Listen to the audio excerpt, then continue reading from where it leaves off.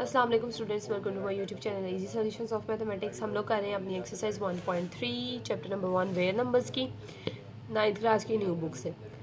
यहाँ पे हमने पहले 5 क्वेश्चंस जो हैं वो इससे पिछली वीडियो जो है उस पर हमने कवर कर लिए थे। अब हमने अपना क्वेश्चन नंबर 6, 7, 8, 9 करना है इस वीडियो में। क्वेश्चन नंबर 6 से स्टार्ट करते हैं। क्वेश्चन नंबर 6 है the sum of the ages of the father and son is 72 years. ये क्वेश्चन बहुत ईजी है लेकिन थोड़ा सा आपने इसे ध्यान से समझना है। Sum of the ages of the father and son is 72, यानी फादर की एज और सन की एज जो है उसका सम क्या है, 72 ईयर्स है। सबसे पहले हम जो है वो क्वेश्चन को स्टार्ट ले लेते हैं, साथ ही मैं आपको बताती रहती हूँ। क्वेश्चन नंबर 6 है, उन्होंने अब कहा है कि अब हम ना सन की एज को ना कोई हमें अभी पता तो है नहीं, ना फादर की एज पता है ना सन की एज पता है, हमें इतना पता है दोनों को जमा करें तो हम 72 आता है। अब हम जो है वो सबसे पहले लेट करेंगे, let current age of the father be son be x. हमने लेट किया है कि जो बेटा है उसकी उम्र जो है वो एक्स है, यानी एक्स है, उसको हमने एक्स कह लिया उसकी एज को। और अब हमें करंट एज लिखनी है सन्स एज एक्स। अब वो कहते हैं कि फादर की और सन की एज जो है वो क्या है, 72 है, यानी सन एज अगर हम लिख दें यहाँ पे प्लस फादर्स एज, तो वो कह रहे हैं वो 72 है। अब यहाँ पे हम सन की जगह पे क्या पुट कर दें, सन की जगह पे अगर हम एक्स पुट कर दें, उसकी एज हमने एक्स ले लिया, तो ये एक्स इधर प्लस का दूसरी तरफ जाके माइनस, यानी 72 माइनस एक्स, यानी दोनों को मिला के अगर 72 बन रहा है तो अगर हम कहते हैं कि सन की एज हमारे पास एक्स है, तो अगर हम 72 में से एक्स को यानी 72 में से हम सन की एज को माइनस कर देते हैं, जाहिर है जो एज बचेगी वो फादर की ही होगी। नेक्स्ट आगे वो क्या कह रहे हैं, नेक्स्ट वो कह रही है 6 years ago the father's age was 2 times the age of son। 6 years ago वो कह रही है जो फादर की एज थी ना, जितनी उम्र का वो था, वो जो थी as was 2 times of the age of son, तो वो उसकी अपने बेटे से दुगनी उम्र थी। 6 साल पहले उसकी जितनी भी उम्र थी ना वो उसके बेटे से दुगनी थी, यानी वो अब जितनी उसकी एज थी उसका बेटा उसकी एज का हाफ था। तो अब हम जो है सबसे पहले पता करेंगे कि 6 years ago जो है वो फादर की एज क्या थी, पहले हम वो पता करेंगे। जब फादर की एज पता चल जाएगी हम उस एज को के हाफ से हमें पता चल जाएगा कि वो सन की एज है। सबसे पहले given that 6 years ago father's age was 2 times the son age, ये मैंने क्वेश्चन से ही उठा लिया, कुछ भी अपने से मैं नहीं लिख रही इंग्लिश वगैरह जो है। अब 6 years ago जो है यह हमने पहले एज पता करनी है, सन जो है वो क्या है। अब अभी प्रेजेंट एज उसकी एक्स है 6 साल पहले, यानी कि प्रेजेंट एज में से अगर हम 6 साल निकाल दें, 6 साल पहले जो है उसकी एज वो थी x माइनस 6। फादर की एज क्या थी, फादर की करंट एज है 72 माइनस 6, 6 साल पहले। अभी की एज में से हम 6 साल निकाल दें, 6 साल पहले उसकी क्या एज थी, अब हमने से माइनस 6 की है। अब ये जो है हम इसको ऐसे ही खोल देंगे ब्रैकेट ख़त्म करके, तो ये प्लस क्या है ये माइनस क्या है, तो ये दोनों 72 माइनस 6 होंगे 66 और ये माइनस 6 7 आ जाएगा।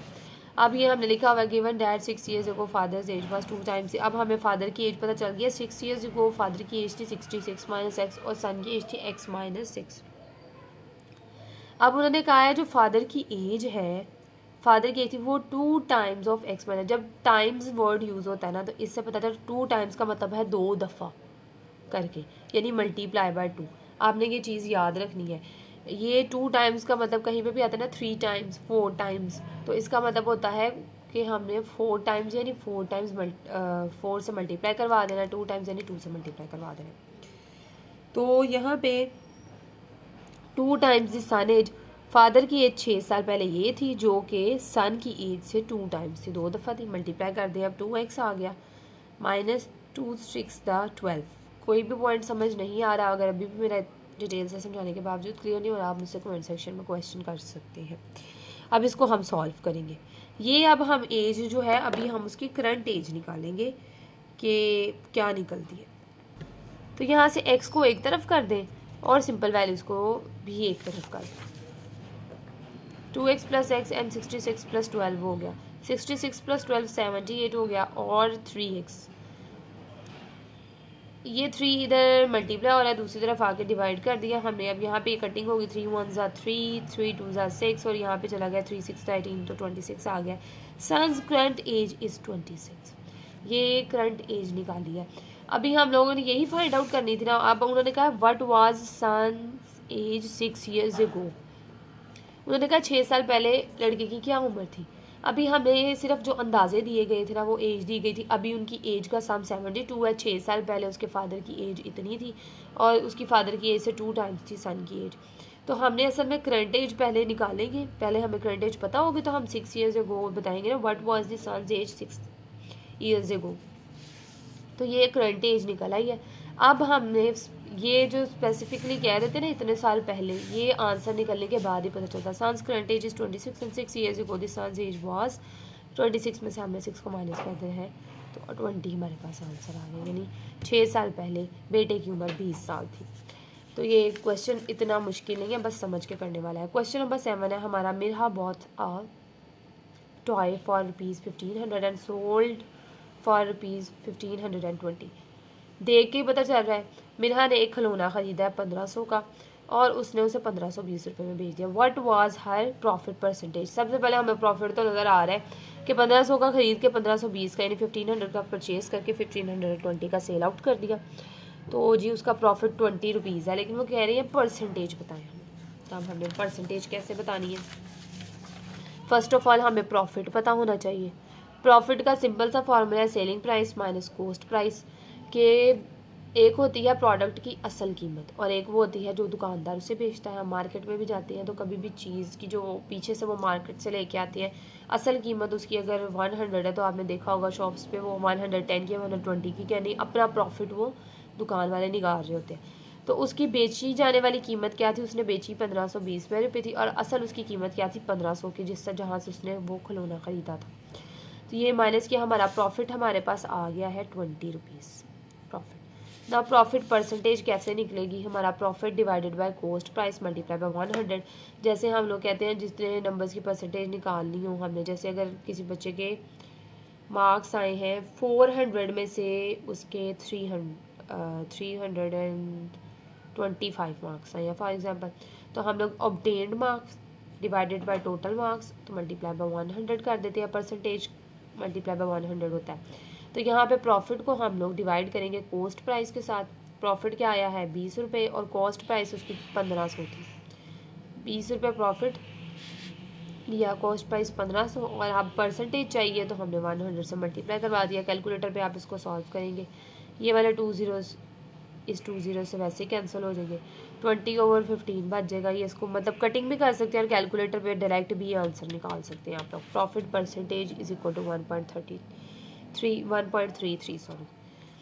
तो अब इसको 5 4s are 20 and 5 3s are 15, 4/3 हमारे पास आई है और कैलकुलेटर पे 1.33 है ये। Now the question number 8 is the annual income of Tayyib is rupees 9,60,000 while the exempted amount is 1,30,000. How much tax would he have to pay at the rate of 0.75%? सबसे पहले शुरू का क्वेश्चन है, वो कह रहे हैं उसकी एनुअल इनकम जो है वो 9,60,000 है, 9,60,000 है। While the exempted amount is 1,30,000। Exempted amount वो अमाउंट होती है जिस पर टैक्स नहीं लगता, यानी कि वो अमाउंट इसकी जो एनुअल इनकम में से इतनी अमाउंट पर टैक्स नहीं लगता। इतनी अमाउंट के अलावा जो अमाउंट है उस पर क्या टैक्स लगता है, वो हमने इसकी परसेंटेज जो है वो 0.75% निकाल लिया। तो इसके लिए सबसे पहले हमें पता होना चाहिए कि हमने टैक्स कितनी वैल्यू पे कितनी जो है वो रुपीज़ पे निकालना है। एनुअल इनकम में से सबसे पहले तो हम वो वाली जो है इनकम उसको माइनस कर देंगे जिस पे टैक्स ही नहीं लगता। ज़ाहिर है जिस पे लगता है उसका ही फाइंड आउट करेंगे। सबसे पहले हमने निकाल लिया टैक्सेबल इनकम, वो इनकम जिस पे टैक्स लगता है। उसमें से टोटल इनकम में से हम माइनस कर देंगे एग्जेम्प्टेड अमाउंट, तो वो हमने यहाँ पे लिख दिया। यहाँ पे कॉमर्स चाहें तो आप लगा लें, चाहे तो ना लगा, वैसे मैंने लगा दी। इसको माइनस कर दिया तो हमारे पास 8,30,000 आ गई अमाउंट। ये वो अमाउंट है जिस पे टैक्स लगना है। अब टैक्स का फॉर्मूला क्या है, taxable income cross tax rate. अब ना ये एक तरह से 0.75% बताया इन्हें। 70, अगर इसका हम पॉइंट ख़त्म कर देंगे तो 75/100 यानी 75%, इस तरह करके कुछ बताया। अच्छा जी, खैर आपने टैक्सेबल, आपने एट द रेट ऑफ, इस तरह का कोई भी क्वेश्चन होगा आपने उसमें अब जो अमाउंट होगी उसको आपने मल्टीप्लाई करवा देना है टैक्स रेट के साथ। अमाउंट हमारी ये निकल आई है, उसको मल्टीप्लाई पर 0.75 करवा दिया। परसेंटेज का मतलब होता है डिवाइडेड बाय 100। ये जो है आपने छोटी क्लासेस में भी पढ़ा होगा, अगर नहीं पढ़ा तो मैं आपको बता रही हूँ कि परसेंटेज की डेफिनेशन भी यही होती है कि डिवाइडेड बाय 100, तो परसेंटेज साथ लिखा हुआ है तो वो डिवाइडेड बाय 100 है। अब यहाँ से इन दोनों को कैलकुलेटर पे सोल्व करेंगे 0.0075 आएगा, तो इनको मल्टीप्लाई करेंगे तो टैक्स निकलेगा 62,250 रुपीज़। ये आपका टैक्स। नेक्स्ट हमारा क्वेश्चन नंबर 9 है, find the compound markup on rupees 3,75,000 for 1 year at the rate of 14% compounded annually। अच्छा, अब ये क्वेश्चंस मैं सारे करवा रही हूँ। मोस्टली स्टेटमेंट वाले क्वेश्चन ना स्टूडेंट्स को पहले स्किप करवाए जाते थे, लेकिन अब क्योंकि सिलेबस न्यू है, बुक भी न्यू है, क्राइटेरियाज भी न्यू होंगे, तो कोई पता नहीं है कहाँ से क्वेश्चन आ जाए, किस किस्म का आ जाता है, इसलिए सारे क्वेश्चन कवर करेंगे हम। तो लास्ट क्वेश्चन रह गया। लास्ट क्वेश्चन करवाने से पहले मैं आपको कहूँगी, अगर आपने अभी तक मेरा चैनल सब्सक्राइब नहीं किया तो प्लीज़ मेरे चैनल को सब्सक्राइब ज़रूर कीजिएगा, और अगर वीडियो पसंद आई तो प्लीज़ वीडियो को लाइक भी ज़रूर कीजिएगा, और अपने फ्रेंड्स के साथ भी शेयर कीजिएगा ताकि उनका भी भला हो और हमें भी जो है वो थोड़ी मोटिवेशन मिल सके, ताकि हम मज़ीद वीडियोस जो है वो बना सकें। Find the compounded markup on rupees 3,75,000 for 1 year at the rate of 14% compounded annually। Find the compounded, ये क्वेश्चन के अंदर भी ना कंपाउंडेड मार्कअप एक तरह से ना आप लोग समझ लेंगे जैसे प्रॉफिट मार्जिन वगैरह ही होते हैं ना, इजाफी कीमत किसी भी प्रोडक्ट की। तो हमने एक तरह से ना उनका एनुअली वो कह रहे हैं मार्कअप ऑन ये इतने रुपए पे 1 साल का रेट अप टू 14%। जिस तरह हमने ऊपर प्रॉफिट निकाला था, इसी तरह से कि उसकी इजाफी कीमत से होने वाला जो फ़ायदा है, मतलब उसको आप लोगों ने एक तरह से एस्टिमेट करना है। इतना काफ़ी है आप लोगों के लिए जानने के लिए। ओके जी, तो इसका अब इसके ऊपर जो फॉर्मूला हम लोगों ने यूज़ करना है वो इस तरह से है कि प्रिंसिपल उसकी प्राइस ये हमने लिखी, हमें रेट कितना चाहिए, 14% उन्होंने रेट मांगा है, और पहले यानी हम गिवन डाटा लिख लेते हैं, आपने जैसे हम न्यूमेरिकल्स में करते हैं। टाइम हमारा क्या है, 1 ईयर का। अब हमने अमाउंट कैलकुलेट करनी है कंपाउंडेड एनुअली, कंपाउंडेड मार्कअप यानी वो अमाउंट हम लोगों ने फाइंड आउट करनी। अमाउंट के लिए क्या होगा, प्रिंसिपल क्रॉस 1 + R/रेट/100, यानी परसेंटेज में दिया होता है ना रेट, ये जो है ना आप भी लिखे, परसेंटेजेस में रेट लिखा होता है R/100, जितने परसेंट हमें रेट चाहिए होता है वो हमने R ऊपर लिखा, यानी ये परसेंट का ही 100 ऑलरेडी नीचे डिवाइडेड है, इसलिए हमने 7% नहीं लिखना, क्योंकि 14% का मतलब है 14/100, तो यहाँ पे 14/100 लिख देना है सिंपल। हमने सिर्फ वैल्यू लिखनी है, परसेंटेज में साथ लगाना, मल्टीप्लाई बाय टाइम। ये फार्मूला आप लोगों ने याद कर लेना है। यहाँ पे प्रिंसिपल की जगह पे, गिवन वैल्यू की जगह पे हमने उसकी वैल्यू लिखी 3,75,000। 1 + R हमारा पास रेट क्या था, हमारे पास 14 लिखा, डिवाइडेड बाय 100, एंड टाइम हमारे पास क्या था, 1 ईयर, तो वो हमने मल्टीप्लाई कर दिया। इसको सारे को सॉल्व किया, इतनी वैल्यू को 1 मल्टीप्लाई हो गया, ज़ाहिर है वही वैल्यू रह जाएगी, इसका एलसीएम वगैरह लिया 1.14 आ गया हमारे पास। इन दोनों को मल्टीप्लाई किया तो हमारे पास जो आंसर आया है वो 4,275 वैल्यू आई है हमारे पास। अब ये हमने क्या किया है, हमने अमाउंट फाइंड आउट की है। अब जो कंपाउंडेड मार्कअप है उसका फॉर्मूला क्या है, अमाउंट माइनस प्रिंसिपल। तो ये अभी हमने जो है अमाउंट फाइंड आउट की है। ये एक तरह से वही होती है इजाफी कीमत, किसी भी प्रोडक्ट के ऊपर कितनी इजाफी कीमत जो है वो सालाना लगाई जाती है, ये उस तरीके से ये उसका कितना प्रॉफिट हो रहा है और कितनी उस पर जो है वो इजाफी कीमत लगानी चाहिए, और किस तरह से हम मतलब प्रॉफिट मार्जिन वगैरह निकालने के हवाले से होती है।